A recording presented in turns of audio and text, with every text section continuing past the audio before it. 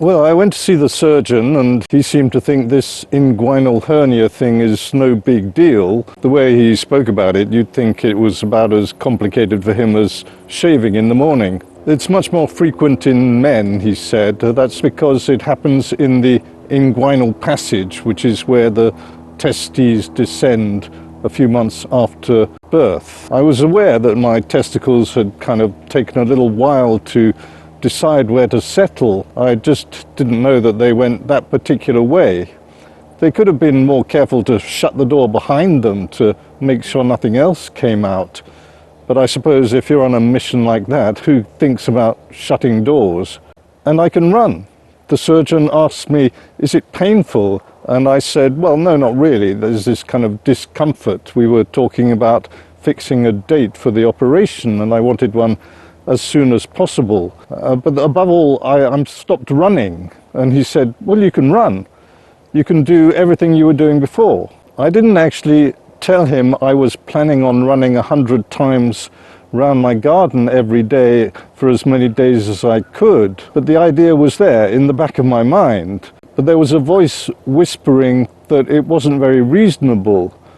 It was my wife's voice. And I think she's probably right. The date of the operation is fixed for the 20th of January, and afterwards there's a minimum of 4 weeks of not doing anything much at all. So the running challenge, which was due to begin on the 6th of February, is out of the question. I was a bit surprised at what a relief it was to hear that I can still run, at least until the operation, because I hadn't been aware that running was such an important part of my identity now. It's how I see myself, an old bloke who writes and runs. Well, I do other things as well, but I don't really see myself as an old bloke, say, who writes and unloads the dishwasher. Whereas running, it's such a complete experience that it soon becomes quite important. So I'll no doubt continue running, taking it very gently for a while, and after the operation, see what happens.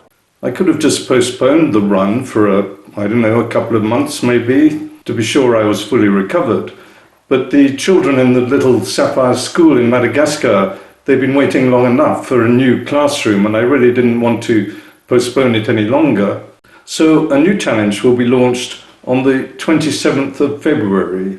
Not as physically demanding as the running, but challenging enough in its own way, and that's what I'll be telling you about next time. A bientôt.